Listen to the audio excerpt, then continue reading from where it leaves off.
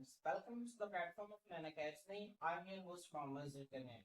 तो स्टूडेंट्स आज के वीडियो के अंदर हम फर्स्ट ईयर बायोलॉजी जो हमारी है बुक है उसके चैप्टर नंबर 3 जिसका टाइटल है cells and subcellular organelles. इसका नेक्स्ट टॉपिक स्टार्ट करेंगे साइटोप्लाज्म। स्टूडेंट्स पिछले लेक्चर्स के अंदर हम सेल थ्योरी की वैलिडेशन, सेल थ्योरी की जो एक्सेप्शंस हैं, इसके अलावा सेल वॉल का detailed structure, plasmodesmata, cell membrane, fluid mosaic model, cell membrane को स्टडी करने के लिए कौन कौन सी टेक्निक्स इस्तेमाल होती हैं, इनको हम स्टूडेंट्स डिटेल से स्टडी कर चुके हैं। तो इन सब के बाद हमारा अगला टॉपिक है साइटोप्लाज्म है। फ्रेंड्स बेसिकली हम स्टडी कर रहे थे स्ट्रक्चर ऑफ सेल। स्टूडेंट्स हम सेल का जब स्ट्रक्चर स्टडी करते हैं तो हम देखते हैं कि सेल के अंदर कौन कौन सी चीजें जो है वो पाई जाती हैं। स्टूडेंट्स हमने इससे पहले सेल वॉल और सेल मेम्ब्रेन को स्टडी कर लिया। अब हमारी जो स्ट्रक्चर ऑफ सेल में जो नेक्स्ट सब टॉपिक है दैट इज साइटोप्लाज्म। तो स्टूडेंट्स आए हम साइटोप्लाज्म को स्टार्ट करते हैं। फ्रेंड्स अगर आपको याद हो तो इसका कांसेप्ट आपको पहले भी मैंने दिया हुआ है, साइटोप्लाज्म क्या होता है। अगर हम एक एनिमल सेल की बात करें, आपको पता है कि एनिमल सेल में सबसे बाहर वाली दीवार कौन सी होती है? ठीक है, सेल वॉल के सेल मेम्ब्रेन। बराबर, सेल मेम्ब्रेन होती है। सेल वॉल एनिमल्स के अंदर भी नहीं होती और एनिमल लाइक प्रोटिस्ट के अंदर भी नहीं होती। That is cell membrane. Cell membrane students की बाहर वाली दीवार है, यहाँ पे न्यूक्लियस पड़ा हुआ है सेल का, जो कि सेल का ब्रेन है, जो कि सेल की तमाम एक्टिविटीज को कंट्रोल करते हैं। स्टूडेंट्स अभी न्यूक्लियस है, ये सेल मेम्ब्रेन है। अब न्यूक्लियस से सेल मेम्ब्रेन के दरमियान का जो फासला होता है ना स्टूडेंट्स, इसे हम क्या कहते हैं? इसे हम कहते हैं साइटोप्लाज्म। क्लियर? साइटोप्लाज्म क्या होता है? ये बेसिकली लिक्विड है, फ्लूइड है, जो कि न्यूक्लियर मेम्ब्रेन से लेकर न्यूक्लियस की दीवार से लेकर सेल मेम्ब्रेन के दरमियान फैला हुआ होता है। एनिमल्स के अंदर भी है, प्लांट्स के अंदर भी है, प्रोकैरियोट्स के अंदर भी, तमाम जानदारों के अंदर साइटोप्लाज्म मौजूद होता है। क्लियर? तो स्टूडेंट्स आए हम इसे मजीद डिटेल से आगे देखते हैं। स्टूडेंट्स ये देखें, जैसे कि मैंने आपको बताया, मैंने आपको बताया cell consist of three major components. एक सेल के तीन आम हिस्से होते हैं। सबसे पहले प्लाज्मा मेम्ब्रेन, फिर साइटोप्लाज्म और फिर न्यूक्लियस। स्टूडेंट्स यहाँ पे देखें सेल वॉल का जिक्र नहीं है। ठीक है, क्यों? और वैसे ही सेल वॉल जो सेल के लिए जरूरी नहीं है, जरूरी है लेकिन वो सेल्स के लिए के अंदर वो मौजूद है। प्लांट सेल्स के लिए सेल वॉल बहुत जरूरी है। ठीक है, लेकिन जब हम यहाँ पे सेल की बात करते हैं तो हम सेल को कहते हैं cell is the unit of life. जिंदगी की इकाई है सेल। तो जिंदगी को बनाने वाली चीज क्या है? सेल है। स्टूडेंट्स अब सेल का जो लाजमी हिस्सा, जिंदगी के लिए लाजमी हिस्सा सेल वॉल नहीं है। क्यों? क्योंकि अगर सेल वॉल लाइफ के लिए जरूरी होती है तो एनिमल सेल्स के अंदर भी होती है। ऐसे ही है ना, ये एनिमल सेल्स के अंदर भी होती, लेकिन ये एनिमल्स के अंदर नहीं है। ये एनिमल्स लिविंग है ना, तो जानदार तो है। तो आपको ये बात समझनी है कि जो सेल है ना उसके तीन अहम कंपोनेंट्स हैं। ये आपको अगर एमसीक्यू आ जाए, तीन अहम कंपोनेंट्स हैं, प्लाज्मा मेम्ब्रेन, साइटोप्लाज्म और nucleus. Clear? Friends cell wall जो है वो सेल का एक मेजर कंपोनेंट नहीं है। जब हम ओवरऑल जनरल बात करें, अगर हम प्लांट की बात करें तो प्लांट के लिए सेल वॉल बहुत जरूरी है, उसके अंदर बहुत इंपॉर्टेंट फंक्शन है इसके। स्टूडेंट्स अब देखें, ये साइटोप्लाज्म की आपके बुक में डेफिनेशन लिखी हुई है, आप लोगों ने इसको ध्यान में रखना। साइटोप्लाज्म क्या होता है? Cytoplasm is semi viscous. Students viscous कहते हैं गाढ़ा, सेमी विस्कस का मतलब होता है, ठीक है, नीम गाढ़ा। मतलब जैसे आप देखें ना, होता है शहद, शहद बिल्कुल विस्कस होता है, बहुत गाढ़ा होता है। और आप एक देखें पानी, ठीक है, वो लिक्विड होता है। आप इस तरह समझिए, इस तरह डीजल आपने अगर देखा हो, डीजल देखा हो, ठीक है, इंजन ऑयल देखा हो, वो किस तरह से, वो गाढ़े तो होते हैं लेकिन इतने गाढ़े नहीं होते कि वो शहद की तरह गाढ़े हैं कि आप उसको जो है वो अगर किसी चीज से निकाल रहे हैं तो सार जो है वो चिपके ही नहीं। तो शहद को आपने देखा है कितना विस्कस होता है, कितना गाढ़ा होता है, कितना थिक होता है। ठीक है, तो वो विस्कस चीज होती है। तो ये सेमी विस्कस नहीं गाढ़ा होता है, सेमी ट्रांसपेरेंट। ट्रांसपेरेंट किसे कहते हैं? ट्रांसपेरेंट कहते हैं ऐसी चीज जिसके हम आर पार देख सकते हैं, इसे ट्रांसपेरेंट कहते हैं। सेमी ट्रांसपेरेंट का क्या मतलब है? इसे नीम शफाफ। ट्रांसपेरेंट को शफाफ कहते हैं, सेमी ट्रांसपेरेंट नीम शफाफ। फ्रेंड्स मैं आप लोगों को डायग्राम्स दिखाता हूँ। स्टूडेंट्स यहाँ पे देखिए, आप लोगों के सामने ना ग्लास का शो भी है सेमी ट्रांसपेरेंट का कांसेप्ट समझाने के लिए। स्टूडेंट्स आप यहाँ पे देखेंगे ना, ये आपको नजर आ रहा है, देखें कितना क्लियर है। यहाँ पे आपको शीशे के आर पार नीचे बिल्कुल क्लियर नजर आ रहा है। यहाँ पे देखें, आपको पता चल रहा है कि कुछ चीजें खड़ी हुई हैं लेकिन आपको सही पता नहीं चल रहा। यहाँ पे भी आप देखें ना, आपको पता चल रहा है कि यहाँ पे एक मिरर है, यहाँ पे शीशा लगा हुआ है, यहाँ पे कुर्सियां वगैरह पड़ी हुई, लेकिन इतना को क्लियर नहीं है। अब ये बिल्कुल ट्रांसपेरेंट है, इसे कहते हैं ट्रांसपेरेंट। लेकिन ये जो आपको हिस्सा नजर आ रहा है, दिस इज सेमी ट्रांसपेरेंट। ये क्या स्टूडेंट्स? Semi transparent. ठीक है, तो सेल जो सेल ठीक है, सेल मेम्ब्रेन के अंदर साइटोप्लाज्म है, दैट इज सेमी विस्कस और सेमी ट्रांसपेरेंट। तो स्टूडेंट्स मैं उम्मीद करता हूं कि आप लोगों को इसकी डेफिनेशन जो है बहुत अच्छे तरीके से समझ आ गई होगी। स्टूडेंट्स अब हम नेक्स्ट देखते हैं प्रेजेंस की। साइटोप्लाज्म की प्रेजेंस क्या है? स्टूडेंट्स आपको पता है कि यूकेरियोटिक सेल्स के अंदर it is present between plasma membrane and nuclear envelope. Students ये मैंने आपको पहले ही बात बता दी। ठीक है, एनिमल सेल यहाँ पे आप देख सकते हैं, ये एनिमल सेल में स्टूडेंट्स अगर आप देखें तो ये प्लाज्मा मेम्ब्रेन है और न्यूक्लियस की जो दीवार है दैट इज न्यूक्लियर एनवेलप। यहाँ से लेकर यहाँ तक जितना भी आपको नजर आ रहा है स्टूडेंट्स, सारे का सारा क्या है? साइटो साइटोप्लाज्म में, ठीक है। प्रोकैरियोटिक सेल्स के अंदर देखें तो आपको पता है कि प्रोकैरियोटिक सेल से क्या मुराद है स्टूडेंट, सेम रखें। प्रोकैरियोटिक सेल से जब भी मुराद होगी इससे मुराद होगा बैक्टीरिया, ठीक है। बैक्टीरिया जो है वो सिर्फ प्रोकैरियोट्स में, बाकी सारे जानदार क्या हैं, यूकैरियोट्स। ये कांसेप्ट्स आपको भूलना नहीं चाहिए, सिर्फ बैक्टीरिया प्रोकैरियोट्स हैं, बाकी सारे यूकैरियोट्स हैं। बैक्टीरिया के अंदर भी कई सारी कैटेगरीज हैं, बैक्टीरिया, यू बैक्टीरिया, ठीक है। उसके अलावा सियानो बैक्टीरिया, इसके अलावा ठीक है एक हम पढ़ते हैं आर्की बैक्टीरिया, ठीक है, ARCHAE, ठीक है। इसको हम इंशाल्लाह चैप्टर नंबर 1 में इसको हम मजीद डिटेल से पढ़ेंगे, क्लियर। तो स्टूडेंट्स ये जितने भी बैक्टीरिया हैं सारे के सारे प्रोकैरियोट्स हैं, बाकी सारे यूकैरियोट्स हैं। बैक्टीरिया के अंदर भी साइटोप्लाज्म होता है। फ्रेंड्स अब देखिए ना, हम कहते हैं साइटोप्लाज्म से प्लाज्मा मेम्ब्रेन से न्यूक्लियस तक है, ठीक है, ये साइटोप्लाज्म है। अगर बैक्टीरिया के अंदर देखिए, बैक्टीरिया के अंदर तो कोई न्यूक्लियस होता ही नहीं है, ठीक है, कोई प्रोमिनेंट न्यूक्लियस होता ही नहीं है। तो हम कहेंगे प्लाज्मा मेम्ब्रेन के अंदर जो कुछ भी पड़ा हुआ है, ठीक है, एक बैक्टीरिया के अंदर प्लाज्मा मेम्ब्रेन के अंदर जो कुछ भी पड़ा हुआ है सारे का सारा उसका साइटोप्लाज्म है, ठीक है। Prokaryotic cell covers all the space में प्लाज्मा मेम्ब्रेन।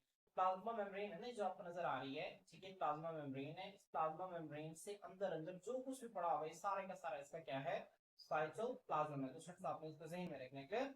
जबकि यहाँ पे अगर आप प्लांट सेल में देखें तो प्लांट सेल में इस तरह ये सेल मेम्ब्रेन है, ठीक है, बड़ा सा रेक्यूल आपको नजर आ रहा है और ये न्यूक्लियस है, ठीक है। यहाँ से लेकर, ठीक है, हर तरफ आप देखेंगे ना, यहाँ से लेकर जिस तरह भी आपको पोर्शन नजर आएगा न्यूक्लियस से, ठीक है, प्लाज्मा मेम्ब्रेन सारे का सारा साइटोप्लाज्म है स्टूडेंट्स। और आपको मैंने वो चीज बताई थी, साइटोप्लाज्म और न्यूक्लियस को मिलाकर क्या कहते हैं, ठीक है, आपको पता है साइटोप्लाज्म और न्यूक्लियस को मिलाकर हम प्रोटोप्लाज्म कहते हैं। प्रोटोप्लाज्म और सेल मेम्ब्रेन को मिलाकर क्या कहते हैं, प्रोटोप्लास्ट कहते हैं। तो मैंने चीज आपको दोबारा रिवीजन करवानी ताकि आप लोगों को ये चीजें भूले ना और आप लोगों के जहन में रहे।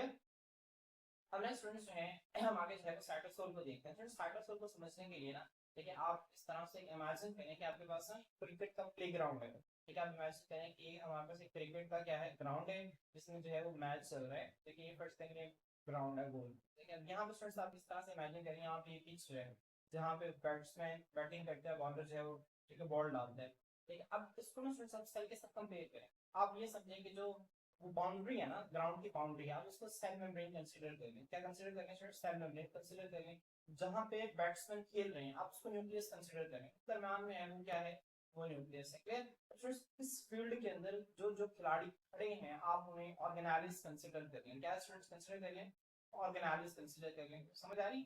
अच्छा, फिर स्टूडेंट्स आप इमेजिन इस तरह से करें कि यहाँ पे बैट्समैन है ना, ठीक है, ये बाउंड्रीज पे एक दीवार बन जाए, ठीक है, जो पिच है इससे एक दीवार बन जाए और यहाँ पे स्टूडेंट्स क्या हो, यहाँ पे एक फ्लूइड आ जाए, एक एक्वस फ्लूइड आ जाए, एक लिक्विड आ जाए और वो लिक्विड सेमी विस्कस और सेमी ट्रांसपेरेंट हो, ठीक है। वो सारी स्पेस को क्या कर ले, ऑक्यूपाई कर ले। समझ आ रही है स्टूडेंट? तो सारी स्पेस को जब ऑक्यूपाई कर लेगा स्टूडेंट, तो फिर उसके अंदर ये ऑर्गेनाइज क्या होंगी, ऑर्गेनाइज के अंदर मौजूद होंगी और उसके अंदर वो मूव कर सकते हैं। स्टूडेंट्स ये कांसेप्ट है एक सेल का, ठीक है।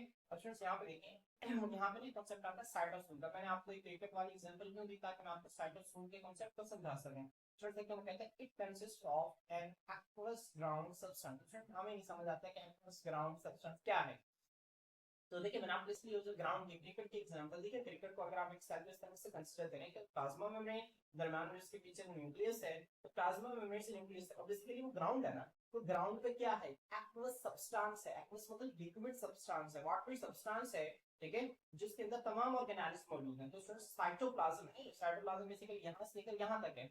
अब इसके अंदर जितना भी लिक्विड पोर्शन है, क्या है, जितना भी लिक्विड पोर्शन है, ठीक है, जिसमें एक्वस पार्ट है और जिसके अंदर ऑर्गेनालिज पड़ी हुई है, उस लिक्विड पार्ट को स्टूडेंट्स हम किसका नाम देते हैं, उसको हम नाम देते हैं साइटोसोल का नाम देते हैं। क्लियर? स्टूडेंट्स देखें it consist of aqueous ground substance known as cytosol. मेरी बात समझ में आ गई है ना, कि ये अगर एक सेल है तो इसके अंदर ये आपको नजर आ रहा है, सेल के अंदर ब्लू कलर का जितना भी लिक्विड पोर्शन है इसको स्टूडेंट्स किसका नाम देते हैं, इसको हम नाम देते हैं साइटोसोल का। और इस साइटोसोल के अंदर स्टूडेंट्स क्या होते हैं, वैरायटी ऑफ ऑर्गेनेलिज्म। जब आपसे पेपर में आएगा ना क्वेश्चन के डिफाइन साइटोसोल, तो आपने स्टूडेंट्स यहाँ तक इसकी डेफिनेशन लिखनी है, ये साइटोसोल की क्या डेफिनेशन है। इसके बाद स्टूडेंट्स यहाँ पे जिसको काटते हैं, आप यहाँ से फंक्शंस लिखने हैं, इसके आगे से फंक्शंस है। फंक्शंस क्या पैडिंग देंगे, इसका पहला फंक्शन है स्टूडेंट्स, और इसका दूसरा फंक्शन है, ठीक है। आप लिखेंगे it contains a variety of organelles and other ingredients. Students इसके अंदर ऑर्गेनेलिज की वैरायटी होती है, बहुत सारी ऑर्गेनेलिज के अंदर मौजूद होती हैं। अदर इंग्रेडिएंट्स, इंक्लूडिंग का मतलब होता है किसी चीज को इंक्लूड करना, मतलब और भी बहुत सारी चीज यहाँ पे शामिल होती हैं। क्लियर? जो लफ्ज है ना इंक्लूजन, इंक्लूजन का मतलब होता है शमूलियत, ठीक है?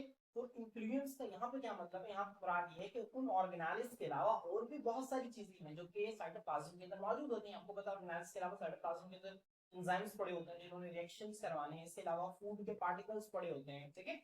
और इसी तरह और भी दूसरे फाइबर्स पड़े होते हैं, सेलुलर वेस्ट पड़े होते हैं, जो सेल के अंदर वेस्ट मटेरियल्स है ना वो सारे के सारे किसके अंदर आ जाएंगे, इंक्लूजन टर्म के अंदर आ जाएंगे। तो आपने इसको ध्यान में रखना है। इसके अलावा देखिए cytosol contains water in which many organic proteins, carbohydrates and lipids। अब आपको पता है कि प्रोटीन्स के ऑर्गेनिक कंपाउंड्स हैं, कार्बोहाइड्रेट्स भी और लिपिड्स के सारे के सारे क्या हैं, ऑर्गेनिक कंपाउंड्स हैं। आप लोगों ने केमिस्ट्री के अंदर स्टडी करके आए हैं, तो आपने 10th क्लास की केमिस्ट्री बायोकेमिस्ट्री के अंदर आपने सारी चीजें स्टडी की हैं, ठीक है?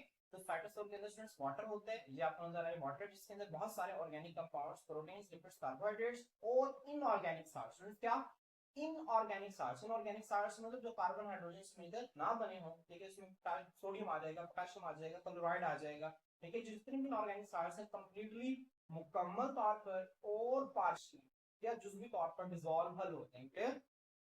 फ्रेंड्स अब आपको पता है कि जो छोटे आयन हैं जैसे कि इनऑर्गेनिक साल्ट्स हैं पानी के अंदर बहुत अच्छे तरीके से हल हो जाएंगे, लेकिन जो लिपिड्स हैं, कार्बोहाइड्रेट्स हैं, प्रोटीन्स हैं, बड़े बड़े मॉलिक्यूल्स हैं, तो ये पानी के अंदर जो है मुकम्मल तौर पर नहीं बल्कि दूसरे तौर पर हल होंगे। तो साइटोसोल के अंदर वाटर होता है जिसके अंदर बहुत सारे ऑर्गेनिक चीजें, प्रोटीन्स, कार्बोहाइड्रेट्स, लिपिड्स या इनऑर्गेनिक साल्ट्स मुकम्मल तौर पर या जुज़वी तौर पर हल हुए होते हैं। तो आपने इसको ध्यान रखना है, साइटोसोल है। अब लास्ट पे साइटोप्लाज्म के फंक्शंस हैं। साइटोप्लाज्म के फंक्शंस क्या हैं, या उसके पेपर में शॉर्ट क्वेश्चन पूछा जा सकता है, तो आप लोग तीन फंक्शन है इसके, आप लोग तीन फंक्शन लिखेंगे।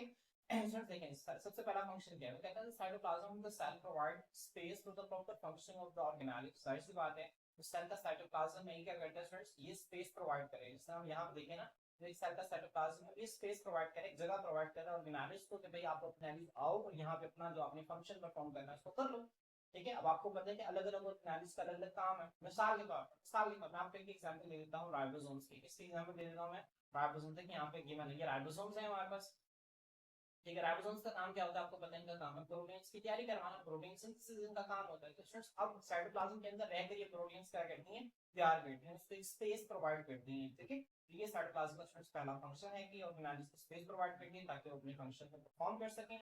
Second students it also acts as a site. Site कहते हैं जगह को फॉर वेरियस बायोकेमिकल या मेटाबॉलिक रिएक्शंस। फ्रेंड्स बायोकेमिकल का क्या मतलब होता है, केमिकल स्टूडेंट्स देखिए यहाँ पे कई सारी टर्म्स हैं जो आप लोगों ने समझ लेंगे। सबसे पहले देखिए मेटाबॉलिक। अब स्टूडेंट्स ये जो मेटाबॉलिक है ना, निकला है लफ्ज मेटाबॉलिज्म से। किससे निकला है, मेटाबॉलिज्म। अभी जो मेटाबॉलिज्म है इसका क्या मतलब है स्टूडेंट्स, आपने ज़हन में रखना है। इसको 12 मिनट का सेकंड ईयर के अंदर में 12 मिनट का पढ़ेंगे मेटाबॉलिज्म क्या होता है। जितने भी केमिकल रिएक्शंस एक जिंदा जानदार के अंदर हो रही है ना स्टूडेंट्स, तमाम को मिलाकर मेटाबॉलिज्म कहते हैं। क्या, all the chemical reactions taking place in an organism are called metabolism. तो जितने भी रिएक्शंस जानदार के जिस्म के अंदर हो रहे हैं वो सारे के सारे मेटाबॉलिज्म कह रहे हैं। मैं दोबारा रिपीट कर रहा हूँ, all the reactions taking place in a body, ठीक है, आर कॉल्ड मेटाबॉलिज्म। फिर एक जानदार के अंदर जितने भी केमिकल रिएक्शन होते हैं मेटाबॉलिक मेटाबॉलिज्म कहलाते हैं। और एक अगर हम रिएक्शन की बात करें तो मेटाबॉलिक रिएक्शन है, ठीक है? अब स्टूडेंट्स यहाँ पे देखें, अब आपको पता है जो रिएक्शन है उसके अंदर केमिकल्स इन्वॉल्व होते हैं, तो हम केमिकल रिएक्शंस कहते हैं। तो ऐसे केमिकल रिएक्शंस जो जिंदा जानदारों के अंदर हो रहे होते हैं उनको हम मेटाबॉलिक रिएक्शंस भी कहते हैं और उनको हम बायोकेमिकल रिएक्शंस भी कहते हैं। बायो का मतलब है लाइफ, मतलब ऐसे केमिकल रिएक्शन जो लाइफ के अंदर हो रहे हैं, जो जिंदा जानदारों के अंदर हो रहे हैं, ठीक है? तो स्टूडेंट्स अभी जो साइटोप्लाज्म है ना, ये अलग अलग तरह के जो केमिकल रिएक्शंस हैं लिविंग ऑर्गेनिजम्स के अंदर हो रहे होते हैं। तो साइटोप्लाज्म के जो अंदर हो रहे होते हैं ना, तो साइटोप्लाज्म को एक साइट प्रोवाइड करता है, एक जगह फराहम करता है कि भाई ये जगह है यहाँ पे केमिकल रिएक्शन हो जाए, ठीक है? तो इनको स्टूडेंट्स की जगह जो स्पेस का काम है ना, ये साइटोप्लाज्म करते हैं। स्टूडेंट्स यहाँ पे एग्जांपल है जो कि बहुत मशहूर एग्जांपल है जो कि आप लोगों ने 12 मिनट 9th क्लास में पढ़ी, ठीक है? ग्लाइकोलाइसिस। ग्लाइकोलाइसिस का क्या मतलब है? ग्लाइको का मतलब जो कुछ ग्लाइको है ना, ठीक है, ये निकला है ग्लूकोज से, और लाइसिस किससे निकला है, ब्रेक डाउन से, टूटने से, ठीक है? ग्लाइको मतलब ग्लूकोज और लाइसिस मतलब ब्रेक डाउन, टूटने से।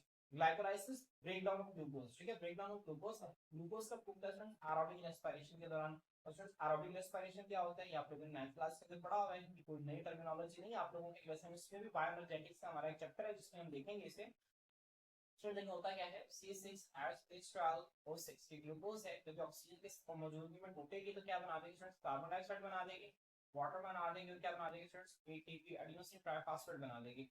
स्टूडेंट्स एक ऐसा रिएक्शन जिसमें ग्लूकोज ऑक्सीजन की मौजूदगी में टूटे तो कार्बन डाइऑक्साइड और वाटर बना दे स्टूडेंट्स, इसे हम कहते हैं एरोबिक रेस्पिरेशन। क्या कहते हैं स्टूडेंट्स, एरोबिक रेस्पिरेशन कहते हैं।